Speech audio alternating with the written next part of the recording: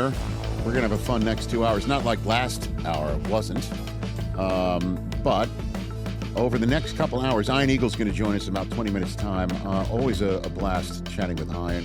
I feel like we're kindred spirits. We grew up in the New York area, right around the same age. Love talking sports. Love, talking about things, a little bit of a sense of humor. We both rip off Marv Albert every day. I think he would admit it. But at any rate, he's going to join us. And then Andrea Carter talking about women's March Madness.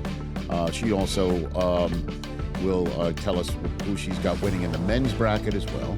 So that's all coming up. I also have a power rankings coming up in hour number 3 based on the news that the NBA is considering expansion to Seattle and Las Vegas. And we all know if that happens, the name of the Seattle franchise is clearly going to be Supersonics. But what about the Las Vegas franchise? I power rank my top 10 favorite Las Vegas potential NBA franchise names. Interesting. Oh, this is going to be good. Okay. Later on. Okay. I would miss that if I were you. Fun. I guarantee you. I mean, I guarantee freshness and fun. I guarantee we'll be here for it. Yeah, well, hopefully. Yeah, I mean. Thank you for guaranteeing that. Same. Good. Candles lit. It'd be a shame if you weren't sitting there. Not a real candle. No, it's Thompson. Was that the one he had on the... Also, to come, maybe we'll do this at the end of this hour, after Ian Eagle, Rory McIlroy's Masters Championship dinner. Yes. Menu has... Oh, my goodness. All right, so you'll tell me what it is later on, and I will react. Absolutely. I will react. Maybe we create our own menus. We could do that. Oh, that would be fun. We could, listen, we could do whatever we'd like. Your name is on the Thank cup. you, sir. That's true. Thank you very much. Bid on the dinner, what we would have to get, since that's what he does for his birthday, which is as close to him winning the Masters as it could possibly get. It's not a bid. It's a draft. It's a draft. We do this We're gonna every draft. year. I know that. Yeah. But this being you do it for your birthday and then I complain about, Right. which is why I never get invited. You've stopped getting invites. I did. I got locked out. And I never wanted to go, so it's okay. That part. Worked out. It was All right. fun. I went. That's coming up later on this hour. Look what you have to look forward to. Yeah, we got a lot to look forward to. Let's do it. So, the Maxx Crosby trade that went wooey. Kaput. Listen, we're gonna be, and everyone's like, really, we're gonna talk about that again? The answer is yes. We're gonna be talking about this for a long time to come. Again, when the Ravens are on the clock, 14th overall in the NFL draft on that Thursday night, you bet I'm gonna be bringing up the fact that the Raiders could have been picking here. Instead, it's the Ravens because of what happened. And the question is this gonna be another pass rusher or not? The Daniel Jeremiah mock draft that just came out that we talked about with DJ in hour number 1 has the Ravens, he's got the Ravens taking Jordan Tyson, the wide receiver out of Arizona State. So there's that pick right there that he thinks that will be happening. Now, he also did admit that he did this before the trade, the Miami Dolphins trading away their top wide receiver, Jalen Waddle, and maybe the wide receiver draft that he thought would be the case for mock draft 3.0 needs to have a 4.0 look at it. But at any rate, it's going to be talked about then. And then whatever happens with Maxx Crosby, if he returns, his return to Vegas stays the way it is, like it before, then anytime he gets a sack, it'll be like they would have missed that. What if he does actually help lead the Raiders into the next championship run? They'll be like, well, they almost didn't have that. I mean, it's going to be nonstop. Or if he does go somewhere else again anyway. So this is going to be reverberating for a long time. And then next year at this time, right around the free agency period, we're going to be looking at anybody actually going to be doing business with Baltimore? Anybody want to do business with Baltimore in that window where anything can happen between you handshake agreeing and then everything becoming official in the new league year? We're going to do that again? Anybody going to do business with Baltimore again? See, as I said, everyone's going to do business with Baltimore outside of that period. So next year, next March, we'll be talking about this. regardless of what Maxx Crosby does this year and for whom. So, yeah, we're going to keep talking about it. But the reason why we're talking about it today is because we finally heard from Maxx Crosby on his podcast/show. His end of things. Previously on the Maxx Crosby saga, we heard from Diana Rossini on this program from The Athletic. She said that the Ravens were already calling or in contact with Trey Hendrickson's side while Crosby was in the building. While Maxx Crosby was in the building, the temperature of the feet got so sub-zero that they started calling Hendrickson. Now, Eric DeCosta and the Ravens have said that was the reason why Hendrickson was even a line of communication was open is because they were thinking about getting them both, Crosby and Hendrickson, which is one of the more difficult to believe portions of this saga. Okay?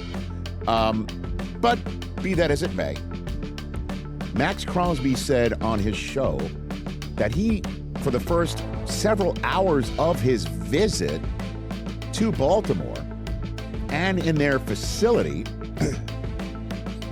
where he was flown into D.C. and drove up to Baltimore. Interesting. I don't know if there were no FBOs open, the BWI, okay.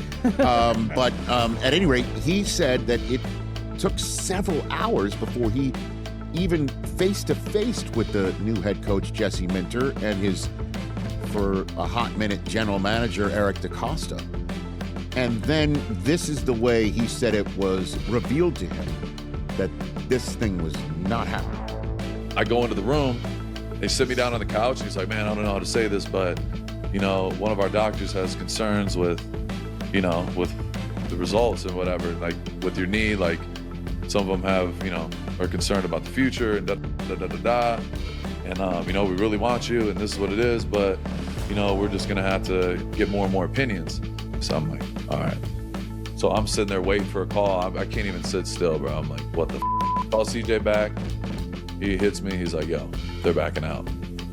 And it's crazy because their guy called me. One of the Ravens guys called me. He's like, yo, we're trying to figure this out. We're going to get this done. Don't worry. 5 minutes later, CJ calls me. He's like, they're backing out. I'm like, oh. So I'm frozen. I'm like, what the f-? I'm livid, confused, the whole 9 all in one. Wow. Not surprised that soundbite played here sounds like a truck backing up, because that's the way we were all sitting there reading the news and an alert on our phone, or me being told by Stephanie McMahon's outstanding staff of her podcast that I recorded with her on that day as soon as we were done. Right. They told me, you'll never guess what happened. I might have cursed, actually. And I bring it up just not to say that I'm going to be on Stephanie McMahon's podcast, but to make TJ a little bit jealous. I mean, he didn't even tell me he was going.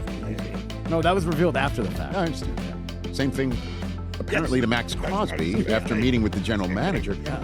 So they didn't even tell him face-to-face it's off. The CJ is referring to as his agent, CJ LeBoy, who I guess got the call from the Ravens. So they told him something's up. Yep. Somebody was telling him something's up, but we're working on rectifying it. And then the rectifying was, you're going back to Vegas.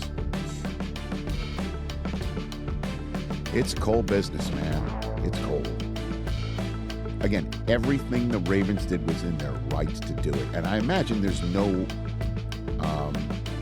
would you say there is no right way or easy way or non-awkward way to do what they did to unwind it? What about his future now? Once again, he's talking about being a Raider. I'm not letting nobody knock my shine and make me feel weird and anything. I'm like, bro, it happens for a reason. I know exactly who I am. I'm healthy. I'm crushing my rehab. I'm doing what I'm doing. I wasn't supposed to be in Baltimore. And that's it. You know what I mean? I'm meant to be a Raider. It's through my damn core. And that's it. Man, it's too bad. I would have loved to have seen him in Baltimore. It's kind of him coming out of the smoke like Ray Lewis. The place would have gone nuts. He's perfect for him.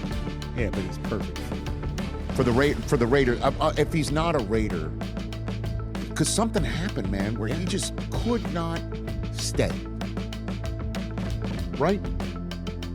Whatever happened in the final 2 weeks of the season and what's been happening with him having to deal with the churn of the coaches and everything else, he could not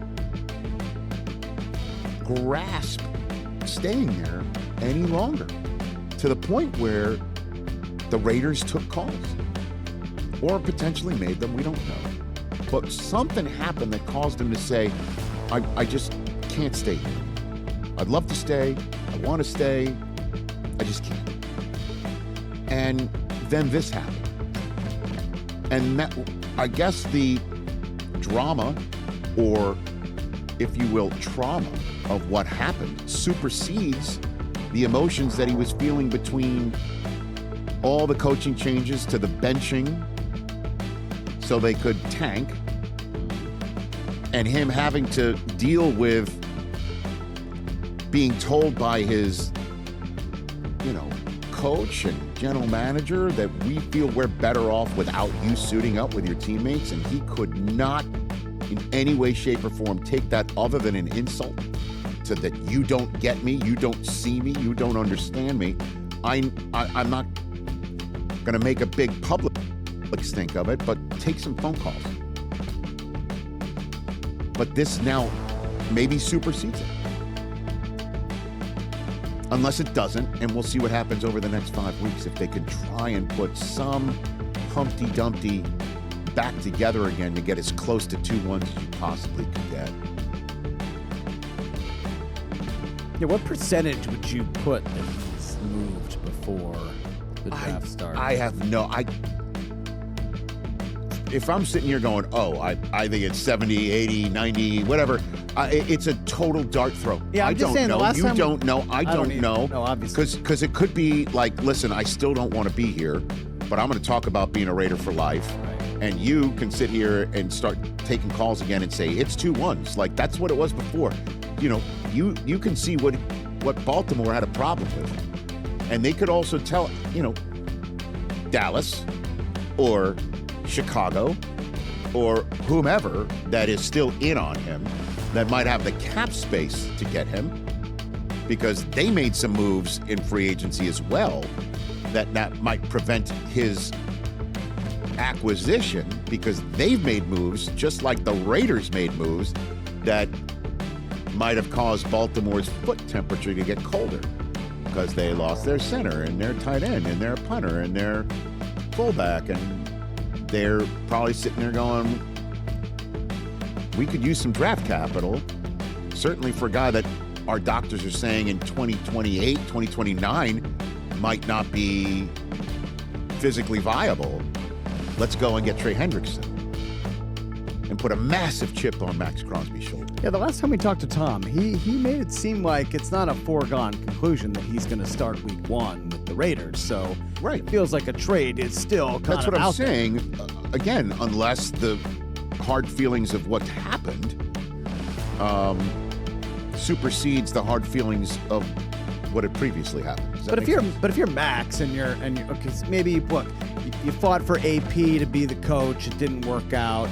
1 year with Pete, obviously the way the season ended, caused you to kind of work yourself into a tizzy to want to be traded. But then free agency happens and you have the trade snafu, you're back in the building. Oh, the Raiders made some nice additions.